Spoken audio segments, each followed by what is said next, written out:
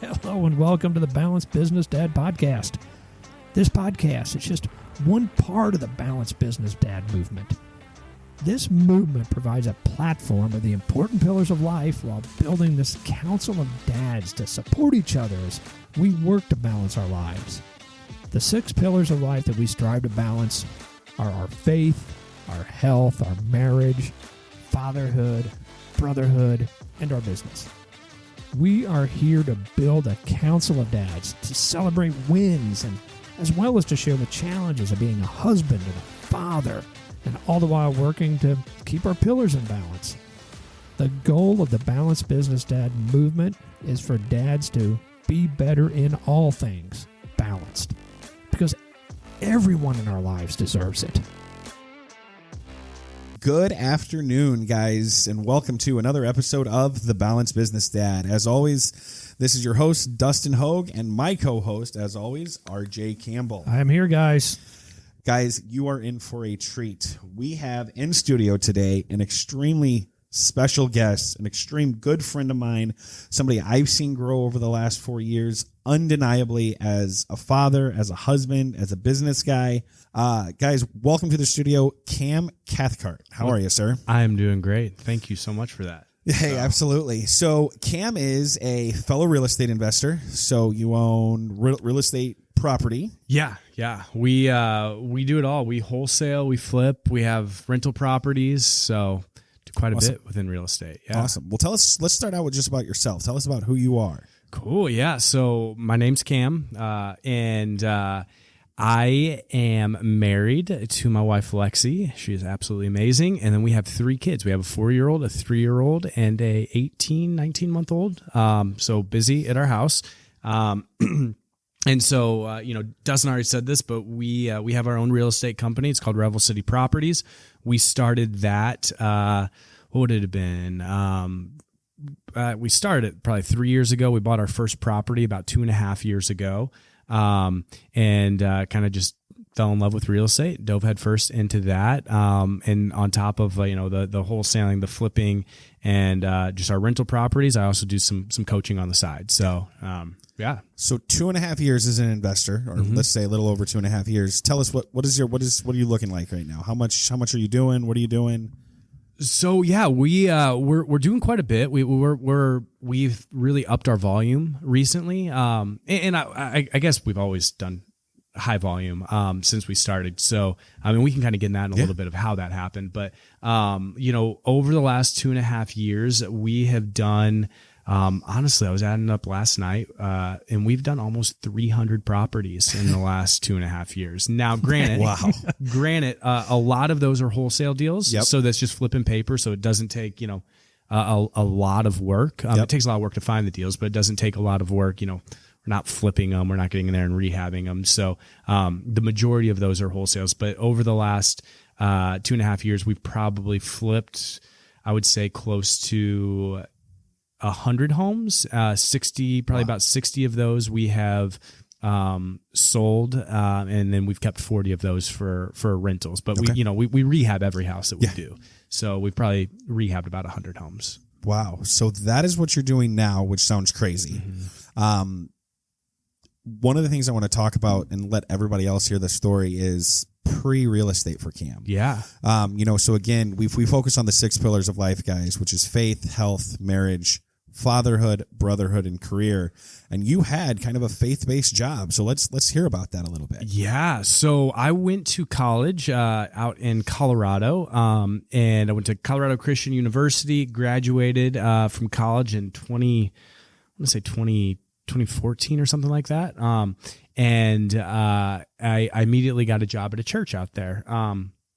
And it was an amazing church. One of the greatest churches in the United States. It was called Red Rocks Church. And fell in love with my job, with my community there. We absolutely loved it.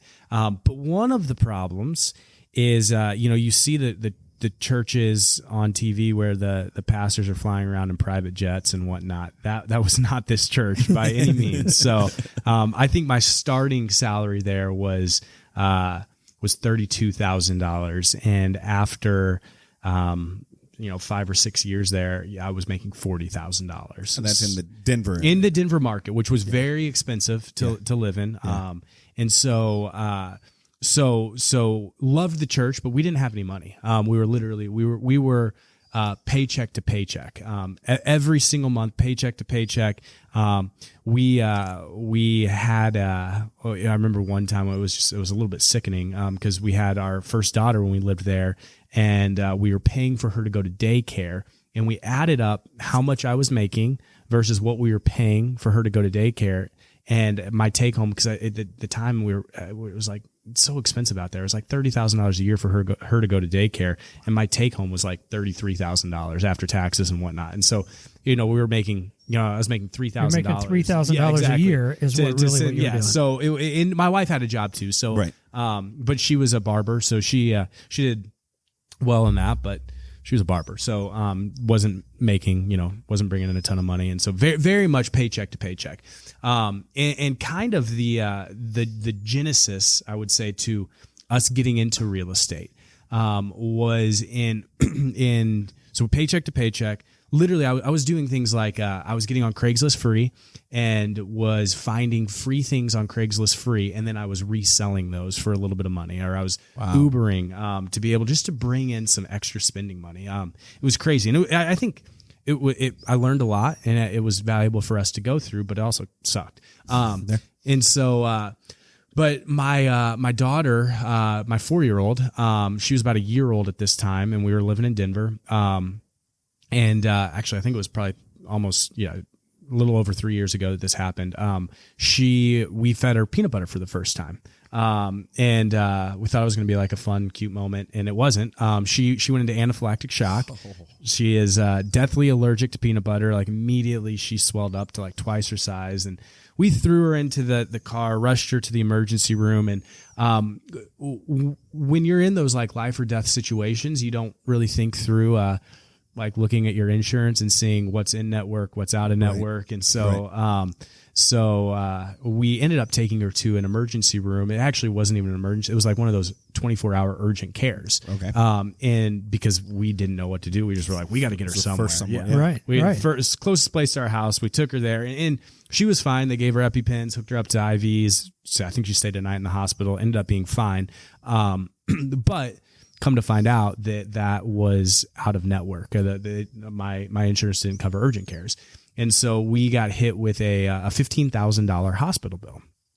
Legitimately $15,000 hospital bill, where we probably had $400-500 in our bank account at the time. And we were sitting at the dinner table looking at this. And when you are living paycheck to paycheck and you have $500 in your bank account, $15,000 seemed, it could have been $1 million to, right.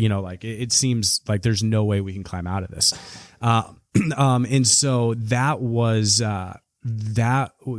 kind of the beginning steps. It was like, we gotta do something. We don't want to live the rest of our lives, every time a medical emergency happens, which hopefully isn't that often, but every time a medical emergency happens, every time a car breaks down, every time, we want to go on vacation or anything, we don't want to live the rest of our lives not being able to experience life or being, in constant stress of something bad happening, because we don't have the money to cover it. And so we decided to make a change. Now that change, it took about 6 months to happen. And over the next 6 months, we literally were missing house payments, missing student loan payments. I've got a picture that I have on my computer that I look at every once in a while, and it's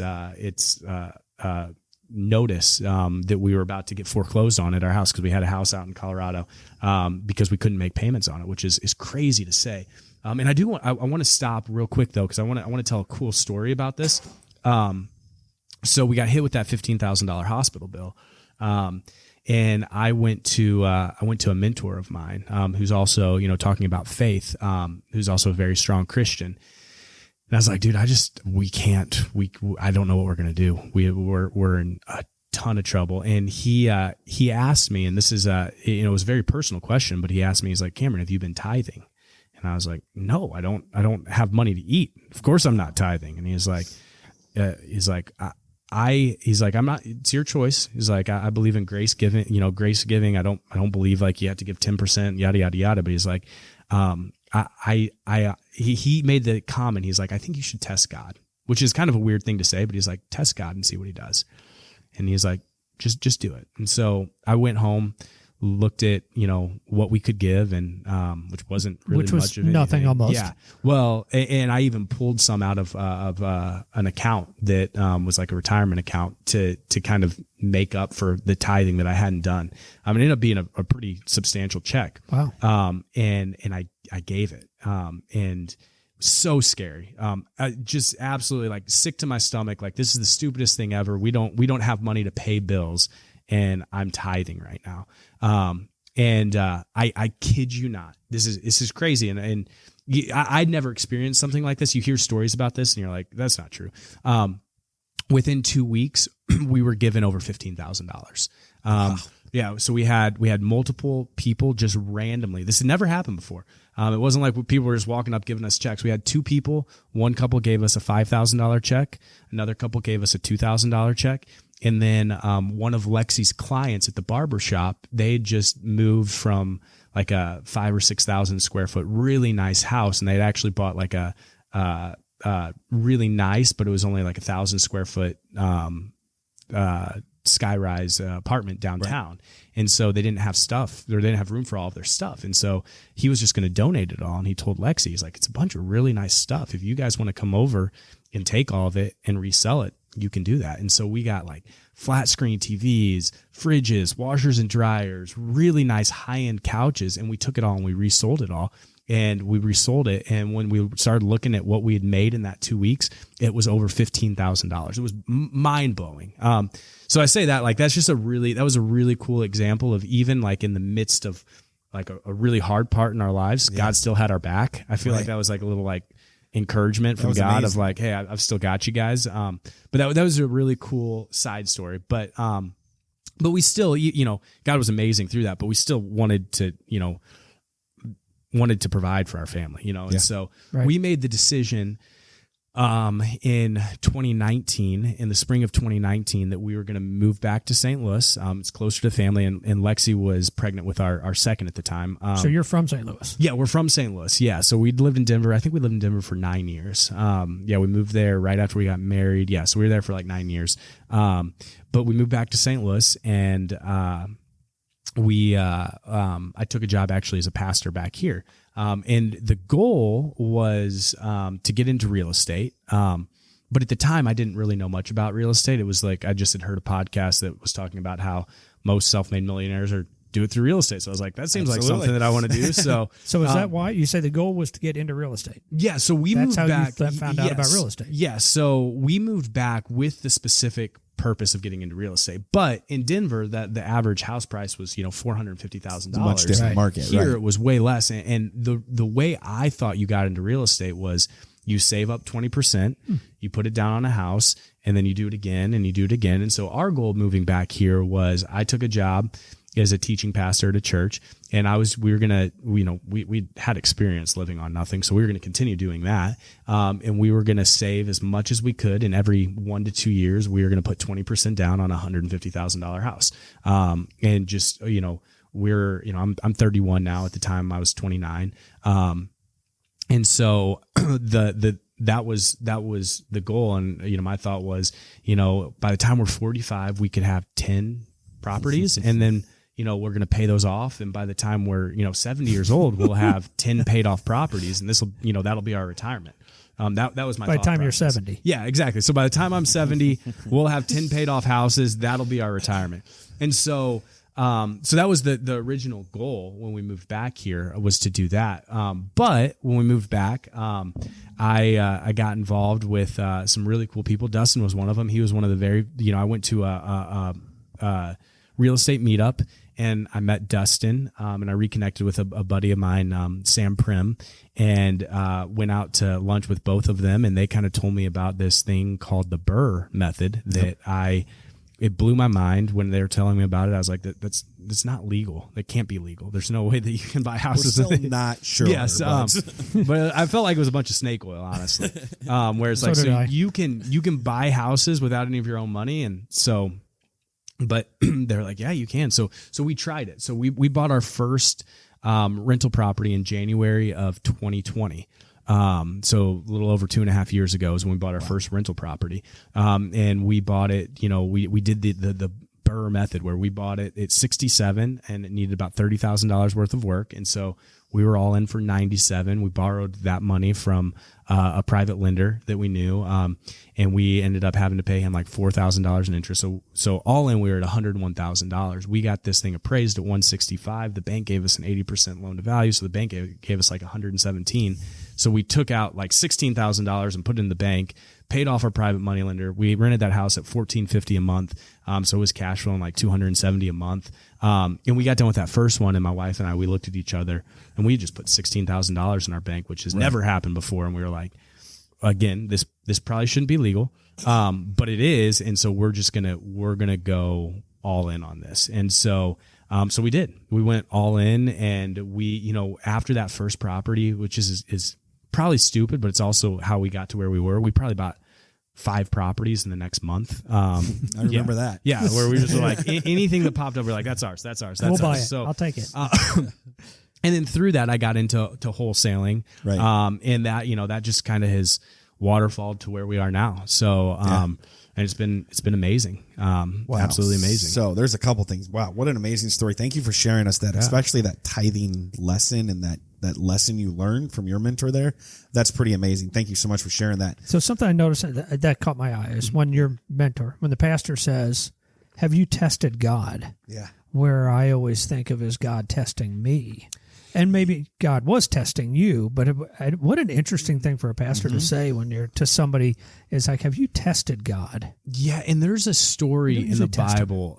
It's in Nehemiah, and I'm blanking. I wish that I knew the exact verse and the exact verbiage around it. Where we'll try to look that up for the show notes. It really, yeah. And it literally God says, test me, and he does, and it works out. And so that was. It's a weird thing to say, like testing God, because God doesn't need to be tested. He passes. Exactly. All of them. He's going to win. He's going to win. Exactly. Yeah, but it was, more for me. I guess you could say it was like a test for me too. Like, it was as well. Are you willing to give? Because I think one of the big things is, and I've been thinking about this lately because we've been making more and more money, obviously, and we're in a pretty good place financially to where now, giving away money doesn't hurt us. Mm-hmm. And I really believe in sacrificial giving, which would mean almost like living in a state of, and this is hard to do. We don't do this. So I don't, I'm saying this and I don't do it, but like giving to where it hurts. Like right now we'd have to, and I don't mean this to sound like arrogant, but we'd have to give a lot of money for it to hurt. Right. But I do believe in that concept, like in allowing, that's where God, I think, comes in and like he kind of, he shows himself, he presents himself to you when you need him to, you know what I mean? And so we don't do that, but it's something I've been thinking through a lot. It's like, what does that mean for us now that we're making more and more money, to give until it hurts or to sacrificially give? Well, yeah. And I think with that, it doesn't always have to be our treasures that we're giving, right? There's, what is it? Time treasures, talent. Treasure and talent. And, I know just because of you, not that you brought this, but we've known each other for a few years now. You give a lot of your time and talent to other people. I try, but I was, you did that for me when I started. Like that's how I got into real estate is people that had no business meeting with a guy who doesn't know what ARV means, that sat down and gave their time to talk me through real estate. So I want to be able to give back. And you've done that extremely well, and you've built other people's businesses because of that. I've tried. I that means a lot because that's what I want. I want people. One of my goals, because at the end of the day, and we probably can talk about this more later on in this, but like at the end of the day, it's meaningless. Having millions of dollars and stuff. That to me is meaningless. It creates a great life for our family, and I shouldn't say meaningless, but like for me that doesn't fill me up. For me, what gives me purpose is being able to help other people. Yep. There's a book, Start With Why. And my why is, if my why was, I want to, be worth $100 million and sit on a beach and drink all day, like I'd be miserable. I'd be totally depressed. Not fulfilling. Yeah, I'd drive my car into a wall after I left this. Can I call you out a little bit? Yeah. How many times have you said you wanted to be worth that though? Oh, I still want to be worth that. I still want to be worth that. So I like what I'm hearing, but I've definitely heard that. I still want to be worth that, but Okay. For scorecard reasons, if nothing else. But I think if that is your, I still want to be worth that. But I think if that's your driving factor, Yep. And to be honest, this is still something that I'm struggling with, because when I first started, it really was money.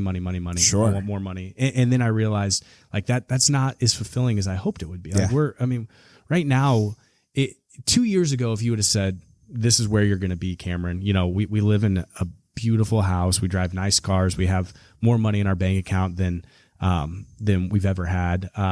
And if you would have told me that 2 years ago, I'd been like, sign me up. I'm all in. And now I'm here, and like, I'm not happy, but at the same time, I'm realizing like, it doesn't, like, I thought that like once I had that, like I would feel more content.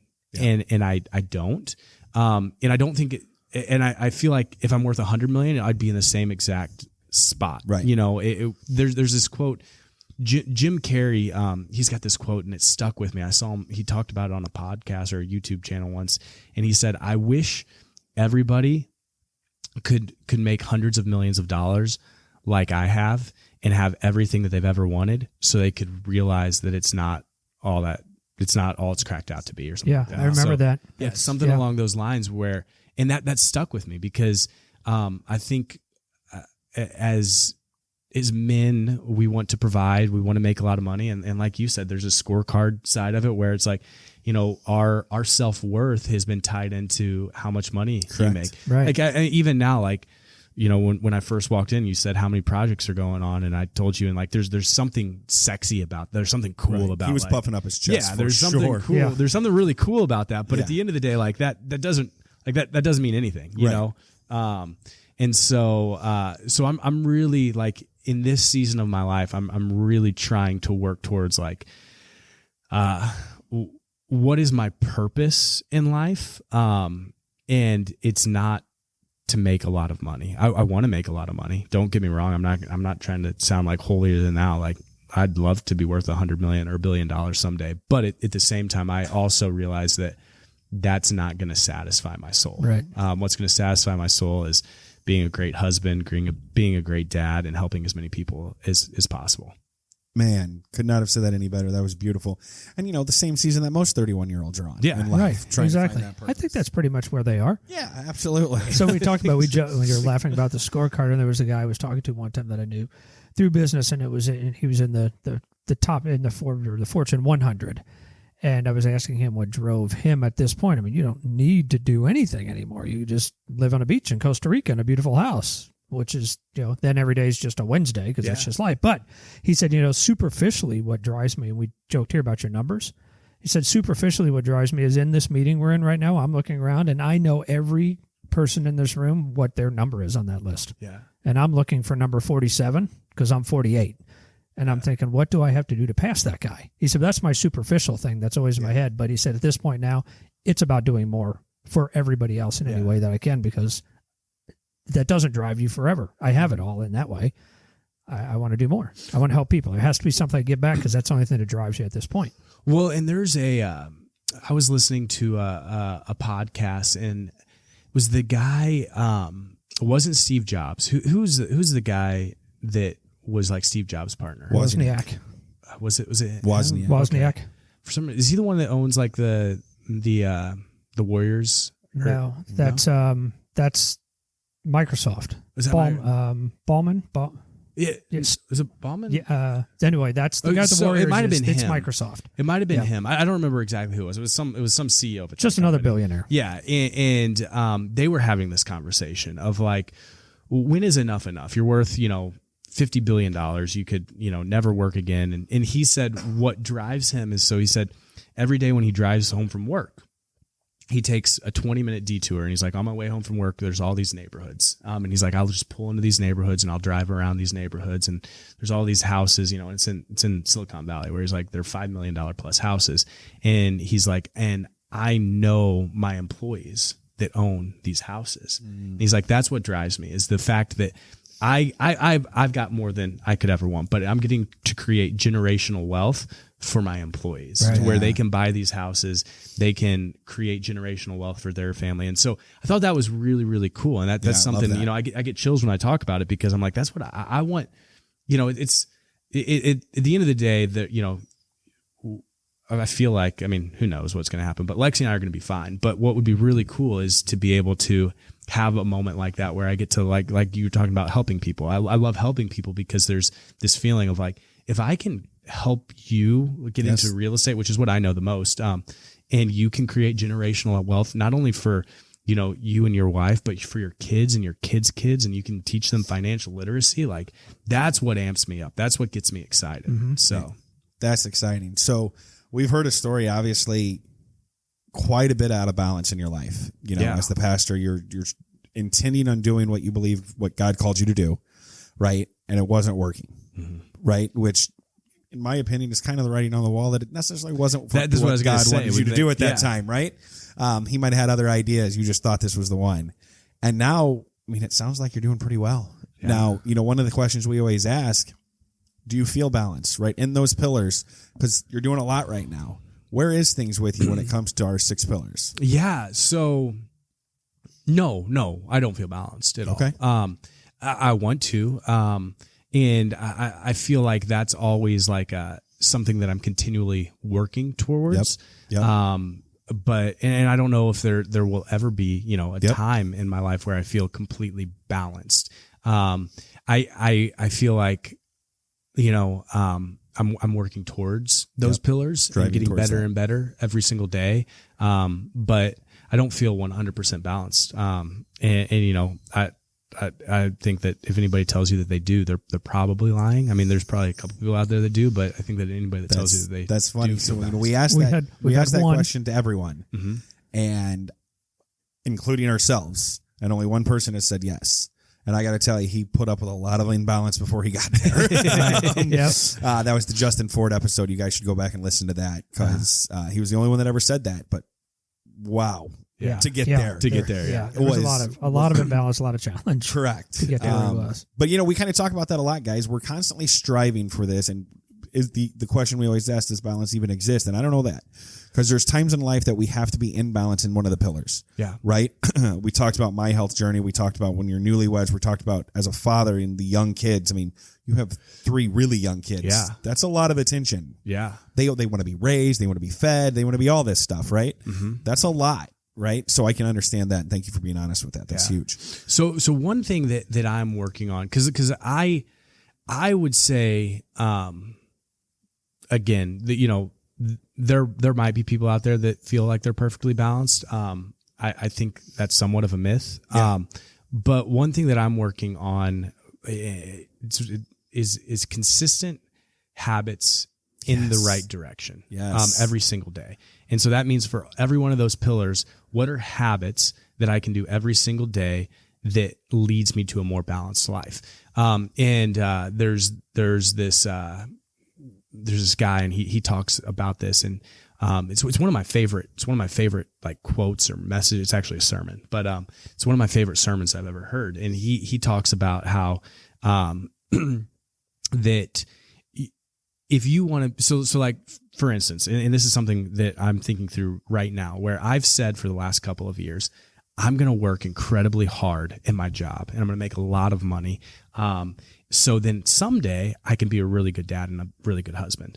But his premise is, you're not going to wake up one morning and be like, oh, I'm going to be a good dad today. It's consistent habits that get there. Yep. And so in the same way, like that, if I said, hey, tomorrow I want to wake up and I want to have a 6-pack, like it's not going to happen. It's the same way with like our soul. It's the same way with our mentality. Like, I'm not just going to wake up one day and say, all right, I've made enough money. Now I can be a really great husband. No, it's me saying, you know what? We're going to set aside time every single week to go on a date night. We're going to set aside 10 minutes every single morning before our kids wake up to drink coffee and just talk. It's consistent habits in the right direction that get you there. And so that's something that I'm working on, is like, what do I want with my life? And then what are the habits that I can start doing right now, to get there? And so, an exercise that I do, and this sounds so corny, but it's helped so much, is, is every morning, I wake up usually before the kids get up, and I make a cup of coffee, and I do this exercise. And again, it sounds super corny. I feel weird saying this, but I go visit myself in 10 years. I literally go I close my eyes and I go and I have a conversation with myself in 10 years. And we just hang out and we talk about life, what's going on, how the family is. And it's like, it's the person that I want to be in 10 years. So I'm not going and visiting, me in jail. I'm going and visiting me, it's usually a house on the beach. And it's usually, we talk about our great relationship with our kids, how we're helping people, how we're giving money away, how me and my wife have an amazing marriage. And so then I leave that conversation. It's only, a couple minutes long, but I leave that. I'm like, okay, so that's who I want to be in 10 years. Like it's a picture of who I want to be. So now what do I do today to get there? And so like for me, one of the things that I realize without even really knowing is when I'm talking to myself in 10 years, we never once talk about business. We never once talk about how much money we have. Now, I live in a pretty nice house and I give away a lot of money and I have nice things. So it probably takes money to get there, but we never once talk about that. We talk about how much we love our kids. We talk about going to, at that time, my kids will be 14, 13, and 12 or 11. We talk about going to their soccer games and their baseball games. And we talk about our friendships and stuff like that. And so that's really changed my perspective on how I'm living my life. Like if in 10 years, the person that I want to be, money isn't an issue, business isn't an issue, why is it such a big deal to me now? In 10 years, family, friends, those are big issues. And so like I'm setting up habits in my life to be where I want to be in 10 years. And so I'm trying to be more consistent in that, of like consistent actions in the right direction, consistent action with where I want to be. Which is so amazing. A lot of my coaching that I do with people, I tell them to focus on what you can control, and habits is what you can control. So that was amazing. And that is, first of all, I'm stealing it. Second of all, that wasn't corny at all. Yeah. That was amazing. Right. Thank you for sharing that. Thank you. If you guys didn't hear that, please go back and listen to that. Have that conversation with yourself of who you want to be in 10 years and talk about what's going on. That's awesome. At my age, that's 5 years, by the way.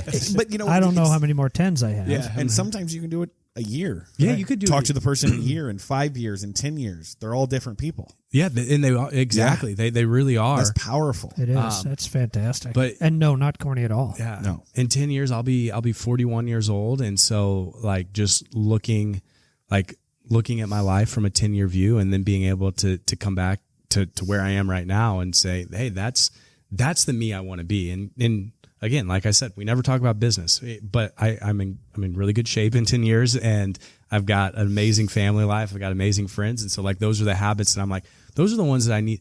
It's actually kind of sad because a lot of those are when I come back, I'm like, those are the things that I'm kind of neglecting right now, like my health, especially.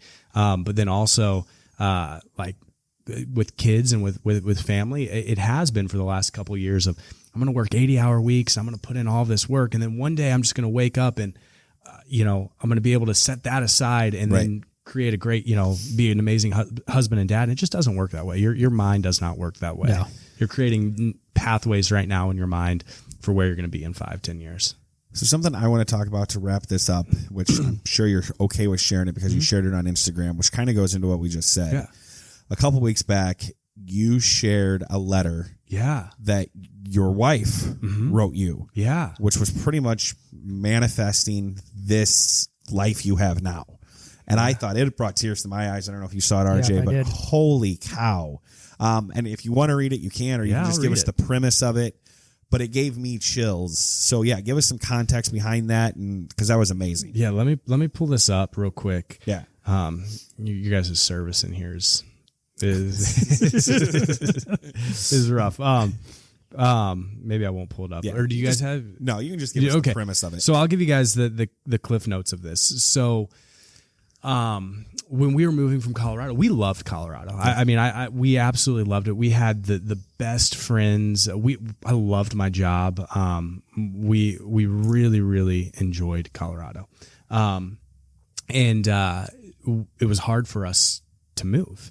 And so I was very, very upset about it. But I knew that it was the right thing. Like it was one of those things where like in my soul, I knew that it was the right thing, but I also didn't want to. It was a fight. Yeah, And so on the last night, I think, or actually it might have been a couple days before, my wife planned this big date night for us. And she wrote me this really, really cool letter, and I'd love to be able to find it so I could just read it. But yes, I've got it pulled up. So I'm going to read the letter because it is powerful. And like you said, it was kind of manifesting. It really was exactly what happened for us.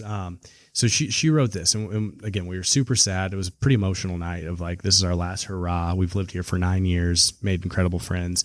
So she wrote, Cameron, I'm writing this letter to you 3 days before we pack up the U-Haul and make the drive back to St. Louis. I'm so excited for tonight. Before we leave this place that we've fallen in love with so much, I wanted to have one more special night with just you. I've planned some of our favorite things, and of course, the rain has ruined most of it. So it was raining that night. But she said, all I really wanted to do is just spend time together. Our house is packed up. We've said goodbye to our friends. Our time here is over. It's been a blast, and honestly, I'm so excited for our next adventures. We've gone through a ton of change together, and we're about to have a lot more coming our way in the next week. I've been thinking about what the next couple of years of our life will look like. We're going to move to St. Louis. Will we go somewhere else after? We're going to have our second little girl. Woohoo. Will her name be Callie? We didn't have the name picked out, but it was Callie. It did end up being Callie. Will she be like Riley? That's our first. I love them so much. We hope to buy into real estate. Will I stay at home with the girls? Will you love your job? That time it was, took a job as a pastor. So much unknown, and yet I feel so ready. I feel peaceful. I feel comfortable and confident with our decision. I feel these things because of you. You've always been there, and you will always be there. I just got goosebumps and tears all at the same time when I wrote that down. It makes me so happy to be married to you. You are the most special thing to me. And guess what? We are an amazing team. When I look into our future, I can see hard things that we will have to overcome, and I hope to take these on as a strong team. I want to make some promises to you. As your wife and the more attractive person in this marriage, I feel that these things will be the best tools for me to focus on over our next few years.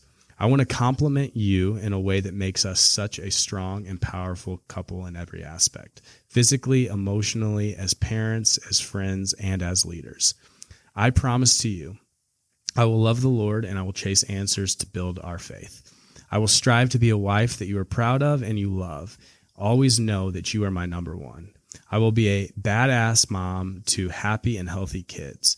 I will exude confidence, beauty, and happiness in our lives. I will help create passive income, and I will help focus on building long-term wealth. Cameron, I love you forever. Lexi. Has anybody ever told you you married up? Yes. Unbelievable. I am blessed that I know your wife, and she hit the nail on the head. Yeah. That's just beautiful. Wow, what a fan. Oh, man. That she takes the time to put all those thoughts down into words. Right. Yeah. Again, what most 7-year-olds are doing. Yeah, that time we were 27. Yeah, so. you guys are so much more mature for your age. Yeah. I would not say that. But we've gotten lucky. And dude, that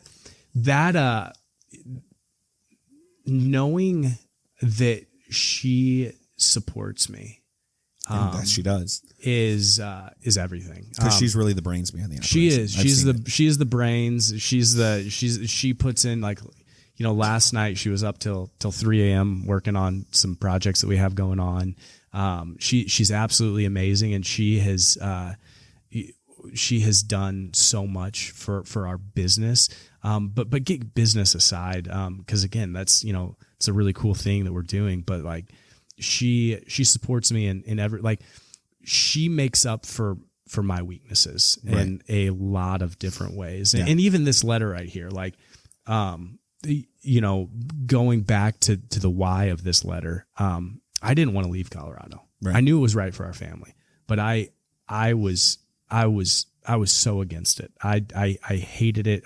I literally was sick to my stomach for the month leading up to it, knowing that we were going to be leaving Colorado. But again, I knew it was right. But like, this letter right here was where, I'll get emotional, but like, reading that letter, I remember thinking like it's all gonna be all right because I have Lexi. You know, at the end of the day, like, and I still think that. I think that right now, like, at the end of the day, if everything, and this is why, like, when you talk about your pillars, that you know the career is the last. Because at the end of the day, if my career goes away, I still have my family. Yeah, I still have my family. 100%. And that's way more important to me than anything else in this world.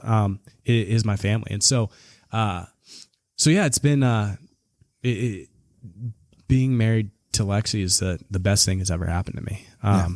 And she supported me and been a part of this journey. So it is amazing. That's and amazing. It's one of those things it's hard to hear when somebody says that. Depending on the situation that you're in, for some people it's like work has to be number one. I mean, we have, not everybody that listens to this is deep into real estate and has, hundreds of properties or whatever it is and has a lot of money and thinks, well, that's easy for you to say. We have dads that are listening to this that are clocking in and clocking out every day. Yeah. And to them, it's like, but work has to be. It's so difficult to look past that to realize, yeah, but you know what? If you lost your job tomorrow, it is never the end. Right. There is that Lexi that's at home and you have those kids. Yeah. It always has to be the last thing in those priorities, even though it doesn't seem like it can ever be. It's a challenge for sure. And I will say this, going back to that Jim Carrey quote, and we're not worth hundreds of millions like Jim Carrey is, but where he said, like, I wish everybody could do this and realize it's really not that great. I can honestly say we are no happier now than we were when we were paycheck to paycheck. Now we're a little bit less stressed because we don't, but we don't have a better marriage now than we did then. We don't have, we probably do just because we've been working on it for the last 3 years. We had 3 years to work on it, but like our perspective hasn't changed. You would think that it would, but it hasn't, and so I think that's so important. Like, even looking at, like, the talking to yourself in 10 years, like if you're not a happy person now, like, money is not going to make you not happy. At all. It is if you're not. not a good dad now, money is not going to make you a good dad. If you're not a good husband now, money's not going to make you a good husband. It's an amplifier. I tell those people that's it's a great an way to put it. amplifier It's of an who you are. amplifier. So, by the way, if you're a shithead, you got a lot of money, bigger shithead. Yeah, 100%. if you're a a giver, you're just going to give you're more. going to give more, right? It's just an amplifier for who you are. That's 100%. a great way to say it. Yeah, it just amplifies who you are. Well, Cam, this was incredible. Your story, your journey is absolutely incredible. I know you're going to do big things. Guys, we can carry this conversation on, but I would love to hear your guys' feedback. RJ will tell them how to get a hold of us, and we'll close out there. We will. So first, I always say thanks, guys, for listening to the Balanced Business Dad podcast. We'd love to have you along with us on this journey. The easiest way to find us, again, this is always in the show notes, but through our Facebook page is facebook.com, The BB Dad. You can carry on a conversation back with Dustin and I there. Always follow us on our website, thebalancedbusinessdad.com. But we'd love to hear from you guys. Recommendations for more of these. We've got some great people to talk to. Cam, this has been fantastic. What a great conversation. Cam is the best place for people to find you on Instagram. Cam.Cathcart on Instagram. Okay. Yep. And we'll put that in the show notes. That'll be in the too. show notes. So, He's a great follow. yeah. Just an interesting life. Cam. Watch him raise those little kids. Yeah. Awesome, man. Thank you so much. Love it. Thank you guys for having me on. All right. Thanks, guys.